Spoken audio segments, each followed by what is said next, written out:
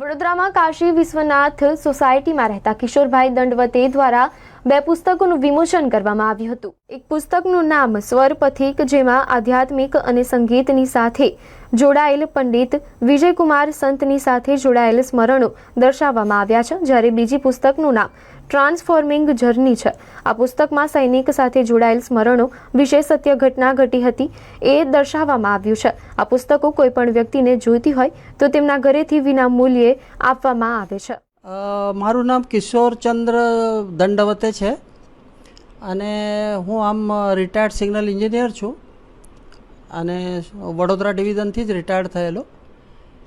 અને રિટાયરમેન્ટ પછી મને આવું થયું, મને થોડુંક સંગીત, કલા, સાહિત્ય આમાં મને થોડીક વધારે પડતું રસ છે. એટલે મેં પછી MS યુનિવર્સિટીનો faculty of performing arts join કર્યો અને 72ના વર્ષે હું ત્યાંથી માસ્ટર્સ કર્યો. તો એના પછી મને આમ થયું કે ભાઈ આજની તારીખમાં આપણે આમ વિચાર કરીએ તો એશામ ન વિદ્યા તપોન દાનમ જ્ઞાનમ ન શીલમ ગુણોનો ધર્મમ તે મૃત્યુલોકે ભૂવિભાર ભૂતા મનુષ્ય રૂપેણ મૃગાશ્ચરંતી. એટલે આપણે વિદ્યા વગર કંઈ સારું નથી જીવનમાં. જીવનમાં જે આપણે જિંદગીમાં આપણે જીવવું હોય તો આપણે વિદ્યાની જરૂર, જ્ઞાનની જરૂરત ખરી. તો એના હિસાબે પછી હું એનો થોડોક અભ્યાસ કર્યો સંગીતનો અને મને અધ્યાત્મમાં બહુ એ છે, રસ છે. એટલે પછી અધ્યાત્મ અને સંગીત બંનેનો હું અભ્યાસ કર્યો અને ત્યાર પછી આપણે અહીંયા પંડિત વિજયકુમાર સંત કરીને સિતારવાદક છે, જેમનો સિતારવાદન બહુ સારો છે અને એમને ગુજરાત ગૌરવનો અને આવા ઘણા બધા એ મળેલા છે, ઇનામ મળેલા છે, પારિતોષિક મળેલા છે.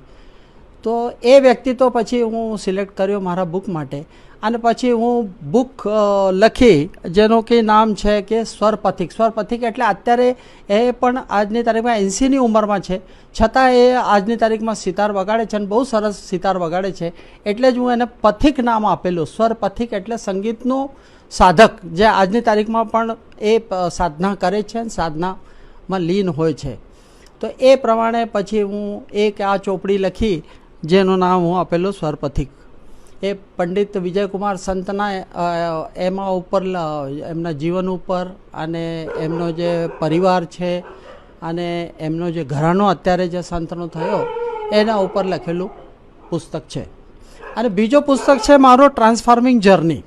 ટ્રાન્સફોર્મિંગ જર્ની એટલે અત્યારે આપણે જ્યારે પણ ટીવી ચાલુ કરીએ તો યુક્રેન અને રશિયા, પછી ઇઝરાયલ અને લેબનાન, ઇઝરાયલ અને ગાઝા, અને પાકિસ્તાનમાં તો તમે પૂછો જ નહીં. પાકિસ્તાનમાં તો આ તો દરરોજનો નાટક એ જ છે કે તમે ટીવી ઓન કરો એટલે પાકિસ્તાનમાં ખબર પડે કે આટલા મરી ગયા, પહેલાં મરી ગયા, પહેલાં મરી ગયા.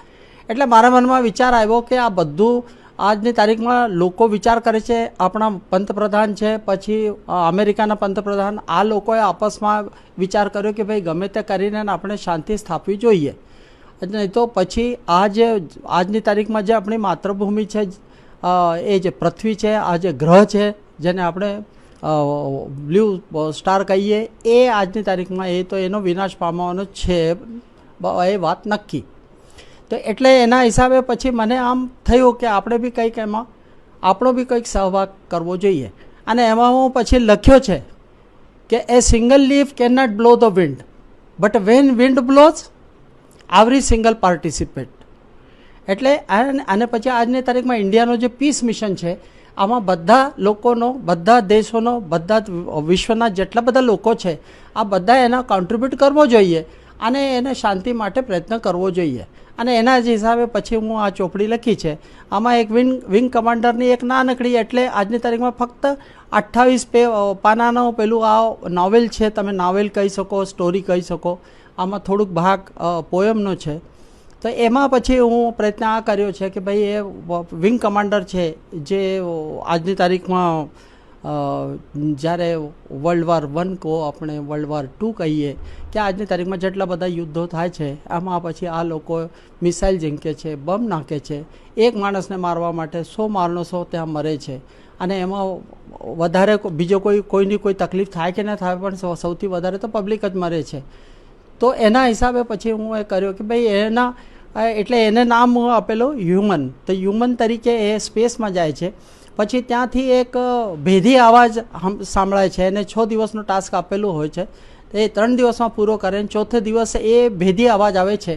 એને હું કોસ્મિક વાઇડ કરીને એને એ આપેલું નામ આપેલું. અને એમાં પછી પોએમ રૂપમાં આ એક મેસેજ આપવાનો પ્રયત્ન કર્યો છે કે ભાઈ અહીંયા આ તમે લોકો તો એને એમાં પહેલો વર્ડ જે પહેલો સેન્ટેન્સ જે હું વાપરેલું એ કે hey man what the hell you are doing. હવે હેલ શબ્દ આમ તો આપણે સાહિત્યિક રૂપમાં જોવા જઈએ તો એ વાપરવું સારું નથી. મને ઘણા બધા લોકોએ પૂછેલું કે ભાઈ તમે હેલ શબ્દ વાપરો છો એ તો કઈ રીતે, પણ મેં કીધું આ જે કૃત્ય કરે છે એ હેલ શબ્દ કરતાં પણ ઘણો નીચે છે, ઘણો ગણિત છે. એટલે આજની તારીખમાં પછી હું એ જ પ્રમાણે પછી એને પોએમ કર્યો છે. અને છેલ્લે એની જે વાઇફ છે એનું નામ છે હ્યુમેનિટી. તો જ્યારે સૌથી છેલ્લે એટલે લાસ્ટમાં પછી એ ખબર પડે છે કે એ હ્યુમેનિટી એને જગાડે છે કે ભાઈ ચાલો ઉઠો સવાર થઈ ગઈ.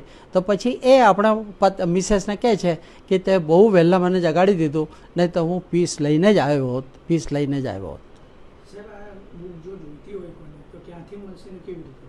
શું આ બુક મારી પાસેથી મળી જશે તમને, આપણા અહીંયા ઘરેથી જ. 32 કાશી વિશ્વનાથ સોસાયટી, લાલબાગ, વડોદરા. કિશોર ચંદ્ર દંડવતે.